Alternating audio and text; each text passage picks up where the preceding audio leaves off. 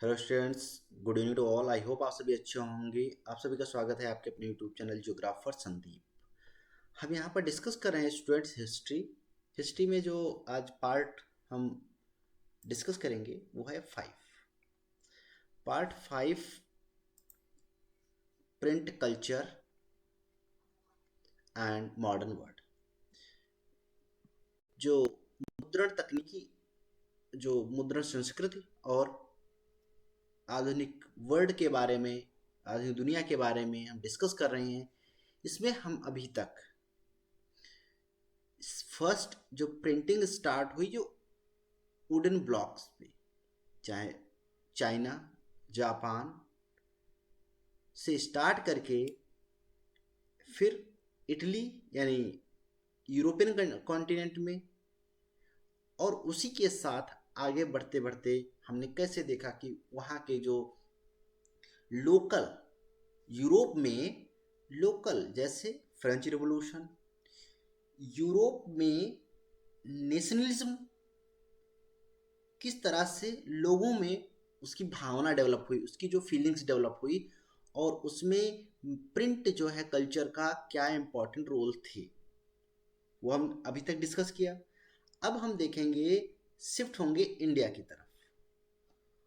French revolution के बाद हमने इंडिया में देखेंगे कि कैसे इंडिया में डेवलप हुआ प्रिंट कल्चर, और कैसे यहाँ पर लोगों में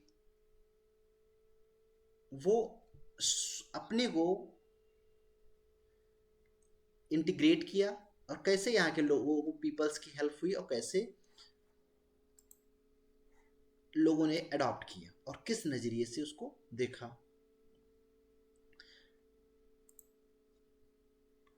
पॉइंट नंबर 6 यहाँ पर, India and world of print, है ना। भारत और मुद्रण की दुनिया। Let us see, when printing began in India, how ideas, information were written before age of print। Bharat में छपाई कब शुरू हुई, और मुद्रण युग से पहले जो ये प्रिंटिंग हो रही थी उससे पहले विचार और सूचनाएं कैसे लिखी जाती थी, भाई इसके बारे में डिस्कस करेंगे हम। अब तो मैन्युस्क्रिप्ट, जिसे हम पांडुलिपियां कहते हैं, है ना, पांडुलिपियां, याद रखना या लिख लेना। मैन्युस्क्रिप्ट का मतलब होता है पांडुलिपियां। Before the age of print, मुद्रण युग से पहले पांडुलिपियों की हम चर्चा करेंगे यहाँ पर।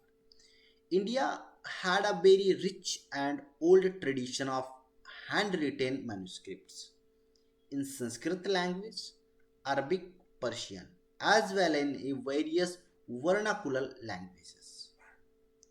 Now, भारत में हस्तलिखित जो पांडुलिपियां होती थी, हैंड रिटेन जो मैन्युस्क्रिप्ट होती थी, उनसे बहुत ही समृद्ध और पुरानी परंपरा इंडिया के पास है। लैंग्वेज होता था इनका संस्कृत, जिसे हम पहले पाली भी बोला जाता था, अरबी, फारसी, और साथ में विभिन्न जो हैं डायलेक्ट्स जो होते हैं, रीजनल या लोकल लेवल पे जो स्थानीय भाषाएं बोली जाती हैं, उन्हें हम वर्नाकुलर लैंग्वेज के नाम से जानते हैं। तो विभिन्न स्थानीय भाषाओं के आधार पर संरक्षण प्राप्त हुआ करता था। Manuscript were copied on a plum leaves, याद रखना कौन से लिप्स, पल्म लीव्स, और ऑन हैंडमेड पेपर। मैन्युस्क्रिप्ट को लिखा जाता था पल्म लीव्स पर, पल्म की पत्तियों पर, है ना। जो पल्म, लाइक दैट क्या, ताड़, ताड़ के पत्ते बड़े बड़े होते हैं ना, आपने देखा होगा। पल्म, पल्म ऑयल भी आता है, जो ताड़ के जो ऑयल होता है उससे खाना भी बनता है। मोस्ट ऑफ द, अगर साउथ में जाओगे आप, पल्म ऑयल के ही से बने हुई चीज़ें भी आपको खाने को मिलेंगी, ठीक है। वो बड़े बड़े पत्ते होते हैं, और उन्हीं पे पत्तों पर लिखा जाता था। या हाथ से निर्मित कागज बनाया जाता था, उस पे लिखा जाता था। पांडुलिपियां उस पे लिखी होती थी। आपने वैदिक कालीन जब आप कोई ऐसा सीरियल देखते हैं जो महाभारत, रामायण या like that types of the serial, तो उनमें आपको दिखाया गया है। और उसके बाद भी अभी भी आप कहीं जाते हो तब भी that they would be either pass between wooden covers और शीवेंस टुगेदर टू इंश्योर द जो प्रिजर्वेशंस। इनको इन्हें या तो लकड़ी के आवरणों के साथ बीच में दबा दिया जाता था, एक ऊपर ऐसे रख दी जाती थी पटरी के टाइप में, एक नीचे, और उसी के बीच इनको फंसा दिया जाता था, दबा दिया जाता था, या एक साथ इनको साइड से लगाकर सिल दिया जाता था। ठीक है, जिससे ऐसे से आप देखते हैं कि पुराने समय की जैसे वेदों को देखो ना खोलते हुए, तो उस टाइप के दे करके उन्हें सुरक्षित किया जाता था। Manuscript continue to be produced till well after the introductions of the print down to the late 19th century। जो मैन्युस्क्रिप्ट होती हैं पांडुलिपियां मुद्रण की शुरुआत के बाद से लेकर 19वीं सदी के अंत तक इनका उत्पादन जारी रहा। मैन्युस्क्रिप्ट हाउएवर, यद्यपि जो पांडुलिपियां होती थी very highly expensive and fragile, बहुत ही एक्सपेंसिव होती थी, बहुत ही कीमती। They had the handled carefully and they would not be read easily as a script was written in a different styles. इसको बहुत ही केयरफुली रखना होता था, इन्हें हैंडल करना बहुत ही सावधानी पूर्वक किया जाता था, और साथ में इसको इजली जो लोग पढ़ नहीं पाते थे इस स्क्रिप्ट को, इस रिटन को, क्योंकि ये डिफरेंट स्टाइल्स में लिखी होती थी। और manuscripts were not widely use in everyday in life. इसको प्रत्येक दिन वाइडली जो है लोग इसको यूज नहीं करते हैं। जैसे सपोज दैट हम हैं, आप समझ नहीं पाएंगे क्या उस पर लिखा है, क्या उसमें है ना, क्योंकि वो डिफरेंट डिफरेंट वर्नाकुलर लैंग्वेज में होती हैं। वर्नाकुलर लैंग्वेज याद रखिएगा, वो लैंग्वेजेस जो स्थायी भाषा से संबंधित होती हैं। ठीक है, और तो इस वजह से इनको डेली लाइफ में यूज भी नहीं किया जाता है। Pre colonial Bengal had developed an extensive network to village primary schools. Student every often didn't read text. Pre colonial school से अगर हम पूर्व औपनिवेशिक बंगाल की बात करें, बंगाल ने ग्रामीण प्राथमिक विद्यालयों को एक व्यापक नेटवर्क विकसित किया था। पूर्व औपनिवेशिक काल, जिसका मतलब जब अंग्रेज आए उससे पहले की बात कर रहे हैं। ठीक, लेकिन छात्र अक्सर ऐसा नहीं कर पाते थे, या मतलब दैट मीन्स छात्र अक्सर उस टेक्स्ट को पढ़ नहीं पाते थे, है ना, जो मैन्युस्क्रिप्ट लिखी जाती थी। Teachers detected portions of text from a, शिक्षक ने स्मृति से पाठ के कुछ अंश लिखवाए और छात्रों ने उन्हें लिखा, इस टाइप का होता था। और कभी कभी इनको मैनी दस becomes the literate without every actual reading and kind of the text. लिखते थे और पढ़ते थे, मतलब याद कर लेते थे, लेकिन कैसे, इस पर कई वास्तव में किसी भी प्रकार का पाठ पढ़े बिना ही साक्षर हो गए। मतलब टीचर डायरेक्ट वर्बल बोलता था, ओरल बोलता था, स्टूडेंट सुनते थे और उसको वैसे ही वो पढ़ते थे, वैसे ही दूसरे को वो भी सिखाते थे। टेक्स्ट के फॉर्म में कुछ भी नहीं होता था, दैट मीन्स रिटन मटेरियल नहीं था। तो वो जो रिटन था वो भी उनके लिए पढ़ना, लिखना या पढ़ना एक डिफिकल्ट टास्क हुआ करता था। सेकेंड, ये हम इंडिया के एशियंट इंडियन की बात कर रहे हैं, प्री कॉलोनियल की बात कर रहे हैं। इसमें पल्म लीव्स या हैंडमेड पेपर पर लिखा जाता था। संस्कृत, अरबी और पर्शियन वर्नाकुलर लैंग्वेज हुआ करती थी। आप यहाँ पर ये Gita Govind of Jayadev 18th century palm leaves handwritten manuscript in a accordion format, ये आप palm leaves पर देख पा रहे हैं, है ना। एंड पेजेस जो है दीवानी ऑफ हाजिब इस तरह से इनपे प्रिंट किया जाता था। ये आप यहाँ पर देख पा रहे हैं, लिख रहे हैं, ये बोल रहे हैं, ये इस टाइप का होता था। हाँ, अब हमने क्या बताया था वेद के बारे में। तो ये ऋग्वेद आप देखिए, ये लकड़ी के ये फ्रंट बना हुआ है, उसके पीछे भी लगा हुआ है, और इसको एक तरह से इस तरह से बाउंड करते हुए एक दूसरे से कर दिया था। और इस पे ये देखिए आप, ये लिखा हुआ है ना, इस तरह से लिखा जाता था। तो ये सभी के बस की बात नहीं थी कि उसको पढ़ सके और समझ सके। देखिए आप यहाँ पर लिखा है ऋग्वेद जो वॉल्यूम है 1 है ना, इस तरह से, और लकड़ी में इस तरफ से संरक्षित रखी जाती थी, इसको अटैच करके, बांध के, है ना।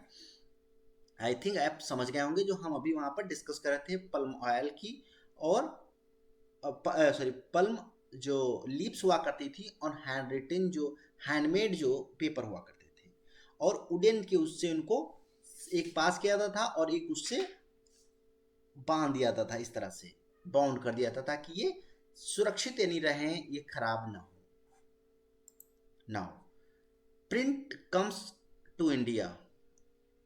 अब भारत में जो प्रिंटिंग का चलन था वो स्टार्ट हुआ, लेकिन कब से स्टार्ट हुआ? हमने अभी तक प्री कॉलोनियल स्टेट की उसकी बात की, जब प्रिंट पेज फर्स्ट गोवा में स्टार्ट हुआ। क्यों भैया? क्योंकि गोवा में आए थे फर्स्ट, कब? सबसे पहले first print come to Goa with the Portuguese missionaries in mid 16th century। 16वीं सदी के मध्य में अगर हम बात करें तो भारत में आया, और ये लाया गया पुर्तगालीज मिशनरीज के थ्रू गोवा में। याद रखना, भारत में सबसे पहले जो प्रिंट स्टार्ट हुआ वो गोवा में स्टार्ट हुआ, लाया गया था पुर्तगालीज के साथ, और 16वीं सदी के मध्य में। Jesuit priest learned the Konkani and print several tract। जो ज्यूइस्ट प्रिस्ट हुआ करते थे, ठीक है, ज्यूइस्ट पुजारियों ने कोंकणी भाषा सीखी और कई जो है ट्रैक्ट से उसे छापा, ट्रैक्ट छापे, और 1674 तक कोंकणी और कन्नड़ भाषा में लगभग 50 पुस्तक जो थी, बुक्स थी, छप चुकी थी। तो ज्यूइस्ट जो पुजारी हुआ करते थे, ज्यूइस्ट पुजारी जो हुआ, प्रिस्ट मींस पुजारी, वो कोंकणी भाषा में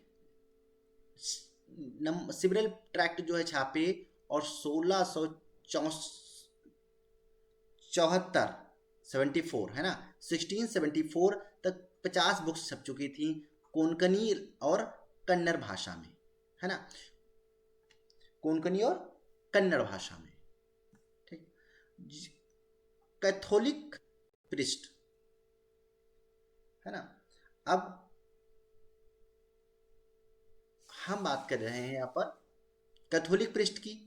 print the first Tamil book in 1579 इन कोचीन। ये गलत हो गया है क्या?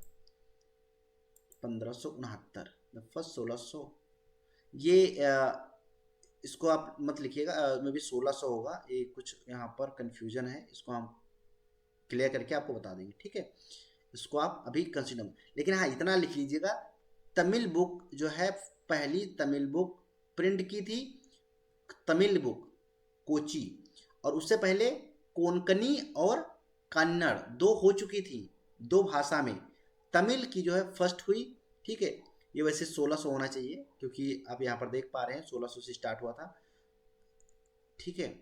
तो इस तरह से, या चलिए इसको हम क्लियर कर लेंगे और फिर बात करेंगे, ठीक है। And in the 1713 the first Malayalam, 1713 में मलयालम बुक प्रिंट हुई, ठीक है। 1713 में मलयालम बुक पब्लिश हुई और 1710 में Dutch protestant missionaries had print 32 text, Tamil text, many them translate to the older work. सबसे पहले ये गोवाए पुर्तगालीज मिशनरीज के साथ मिड 16th सेंचुरी में, और इन्होंने फर्स्ट बुक जो पब्लिश की थी वो तमिल भाषा में थी, तमिल भाषा में थी, ठीक है, तमिल भाषा में, है ना। ये 1500 ही होगा, ठीक है, 1500, क्यों, क्योंकि ये थोड़ा ऊपर नीचे हो गया है। तो क्योंकि फर्स्ट बुक तमिल भाषा में, क्योंकि यहाँ पर लिखा है देखो मिड 16th सेंचुरी, अब मिड 16th का मतलब ये होता है कि 1500 कुछ, तो मतलब यही, ठीक है। तो 1579 में, 1579 में तमिल बुक पहली पब्लिश हुई, कहाँ पर, कोचीन में। फिर इसके बाद 1674 में 50 बुक पब्लिश की जो कोंकणी और कन्नड़ भाषा में। इसके साथ ही 1710 में डच जो थे उन्होंने 32 और पब्लिश की तमिल भाषा में बुकें। साथ में 1713 में फर्स्ट मलयालम बुक पब्लिश की गई, प्रिंट की इन लोगों ने मलयालम भाषा में, ठीक है, केरल की भाषा, है ना, 1713 में। इसी के साथ, और ये मोस्ट ऑफ द था ओल्डर वर्क जो हुआ था उसका ट्रांसलेट था, मैन्युस्क्रिप्ट्स का ट्रांसलेटेड वर्जन यहाँ पर अलग अलग डिफरेंट जो लैंग्वेजेस में पब्लिश हुआ। English language press did not grow in India. Bharat में ये तो कोंकणी, कन्नड़, तमिल, मलयालम ग्रो कर रही थी, लेकिन इंग्लिश लैंग्वेज की जो प्रेस थी यहाँ पर ग्रो नहीं कर रही थी। Till quite late even though English East India Company began to import जो है presses from a late 17th century.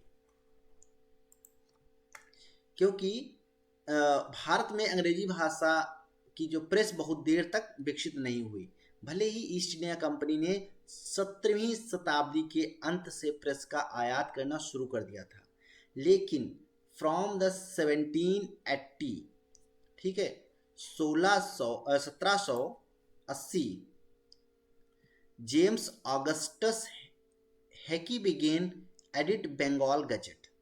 Bengal Gazette को ऑगस्टस जो हैकी हुआ करता था, हैकी ने साप्ताहिक पत्रिका प्रकाशित की जिसका नाम था बंगाल गजट का संपादन शुरू किया इंग्लिश में, जो खुद को सभी के लिए खुला एक वाणिज्यिक पत्र लेकिन किसी से प्रभावित नहीं के रूप में वर्णित करती थी।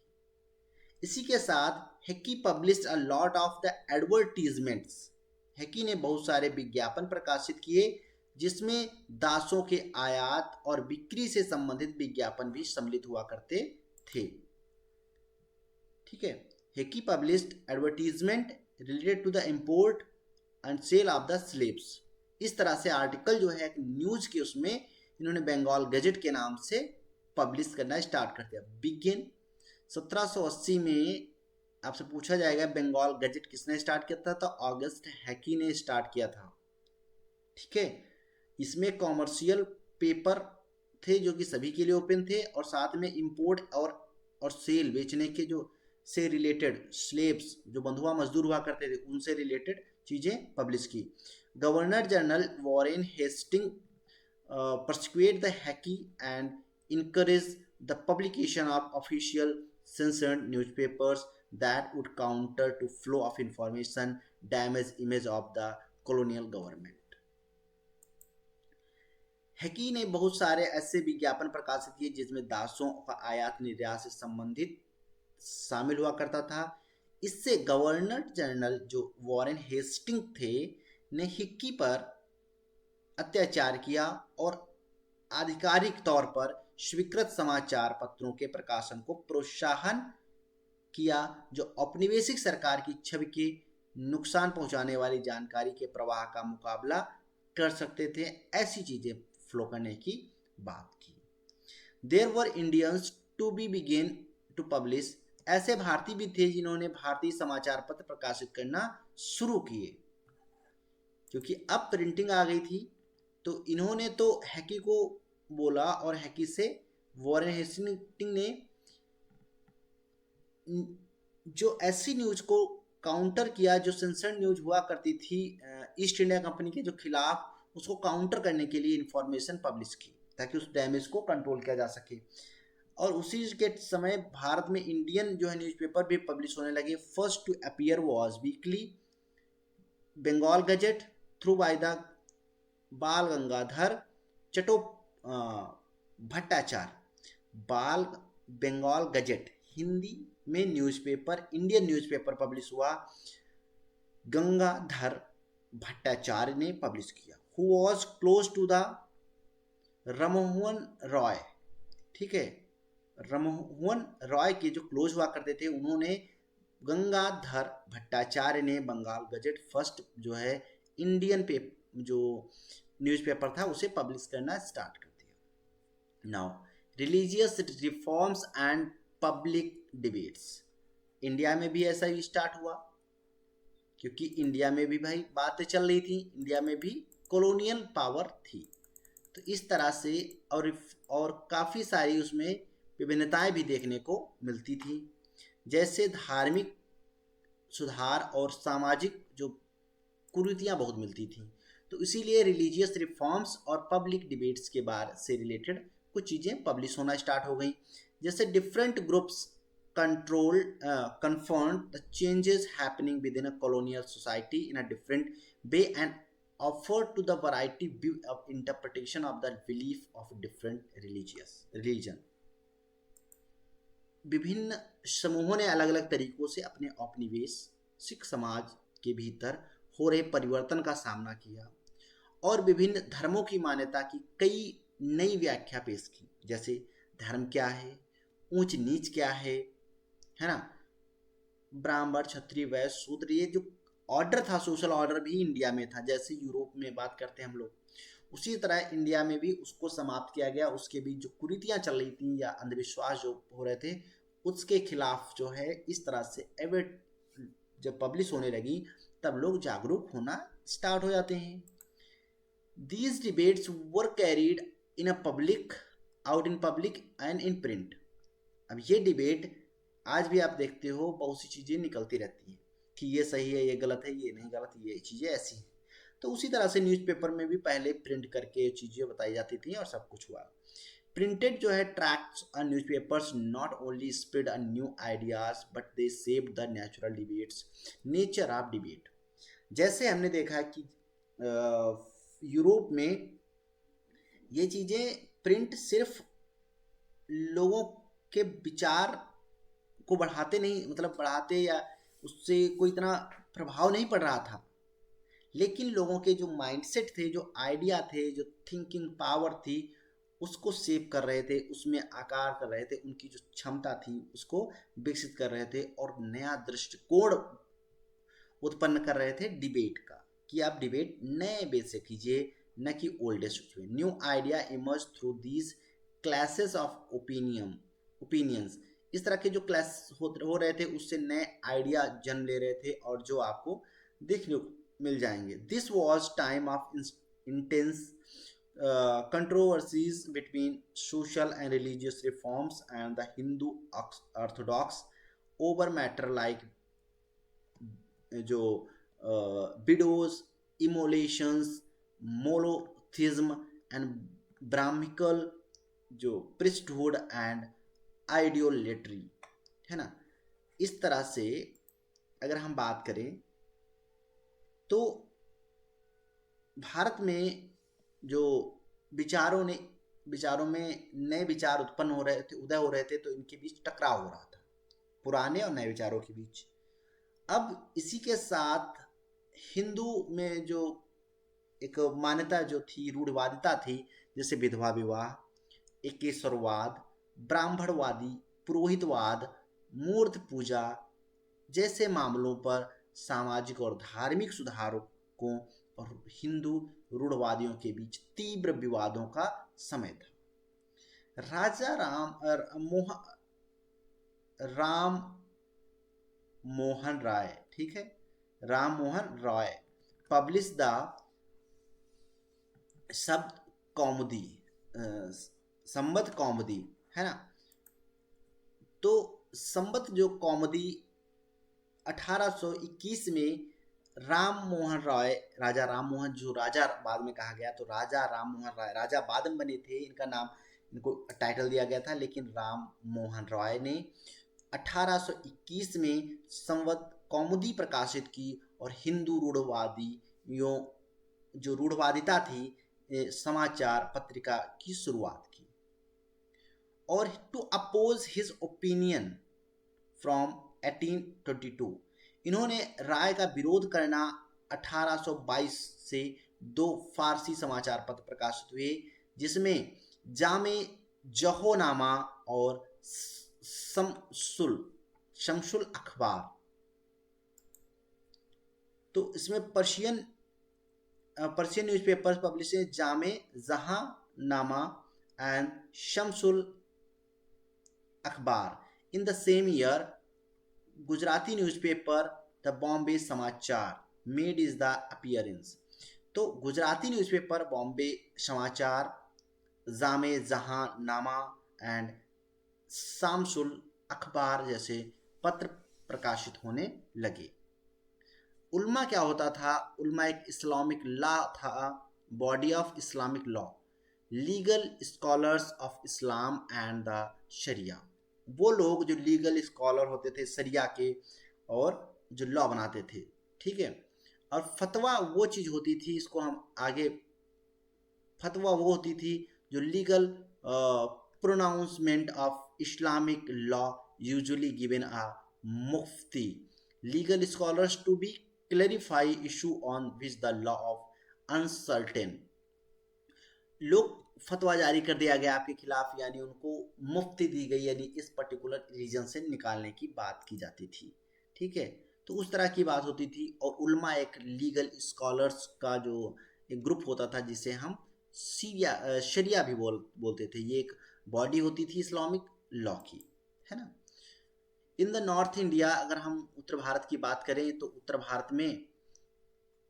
भारत में उल्मा वर डीपली जो है anxious doubt of the collapse of Muslim dynasties. अब ये चीज जिसमें हमने अभी आपको उल्मा और इसको आपको सामने वहां पर हमने बताया, तो उल्मा मुस्लिम राजवंशों के पतन को लेकर बहुत चिंतित थे, ठीक है।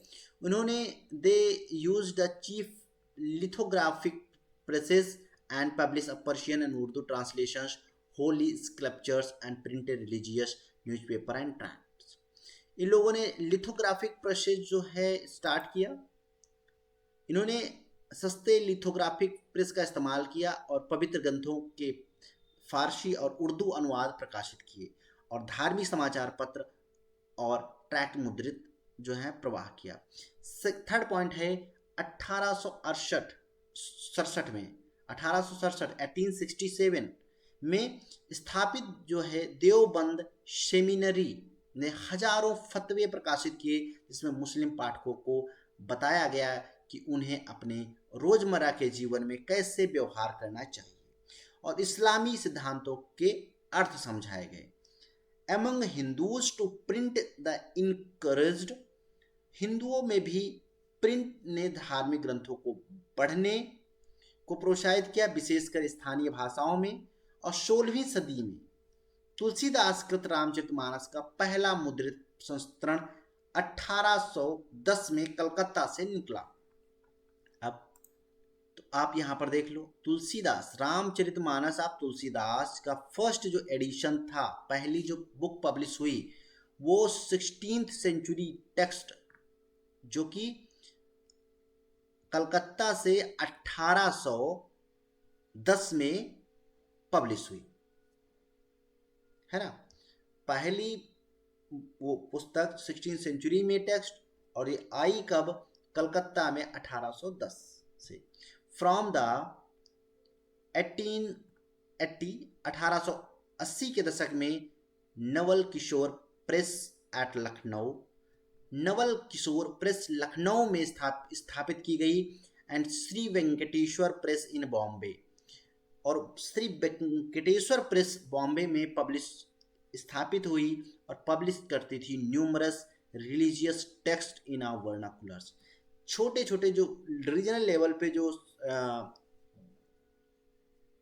रीजनल या स्थानीय लोगों के जो भाषाई जो चीज़ें होती थीं, भाषा में लिखी हुई चीज़ें, उनको पब्लिश की जाने लगी। और they are printed are a portable forms and this could be read easily and faithful at any place and the time. किसी भी समय और किसी भी उस पर विश्वासपूर्वक उनको पब्लिश किया जाता था। Could be also read out to the large group of illiterate male and female, और they could also be read out, जहाँ पर इलिटरेट पर्सन हुआ करते थे मेल एंड फीमेल, है ना, मेल और फीमेल, वहाँ पर ग्रुप जो था एक लंबा समूह, वो पढ़ के सुनाते थे लोग। Print did not only stimulate and publications of conflict opinion amongst communities and but also connected communities people in different part of India. Newspaper convey news from a place to another place, create the pan Indian identities. अब क्या मुद्रण ने न केवल समुदायों के बीच परस्पर जो विरोधी विचारों के प्रकाशन को प्रोत्साहित किया, बल्कि उन्हें भारत में विभिन्न हिस्सों में समुदायों और लोगों को भी जोड़ा। समाचार पत्रों ने अखिल भारतीय पहचान बनाते हुए समाचारों को एक स्थान से दूसरे स्थान तक पहुंचाया गया। इस तरह का इसका जो भारत में इसका जैसे जैसे डेवलपमेंट हो रहा था, वैसे वैसे चीज़ें जुड़ रही थी, लोग जुड़ रहे थे। तो आई होप आपको इंडिया में कैसे आया, उसका जो religious reforms and public debates कैसे स्टार्ट हुई, और कैसे उसका इस पे इम्पैक्ट पड़ा, और कैसे चीज़ें बदली। जो सोशल रिफॉर्म्स थे, लाइक जो विधवा विवाह हो गया, ठीक है, एकेश्वरवाद हो गया, ब्राह्मण जो पृष्ठभूमि हो गई, ठीक है, और आइडोलेट्री हो गई, इन सब चीज़ों को कैसे छुटकारा लोगों को मिला। जो स्लेब्स के कैसे होते थे, उन पर क्या प्रभाव होते थे, लोगों के कैसे बेचे जाते थे, क्या हुआ जाता था, आयात निर्यात के बारे में लिखने लगे। तो इन सब चीज़ों को यहाँ तक हमने समझा। आई होप आपको जानकारी अच्छी लगी होगी। Please do like share and subscribe my YouTube channel, और इसको शेयर करना मत भूलिएगा अपने सेम पब्लिक अपने ग्रुप में। ठीक है, थैंक यू सो मच।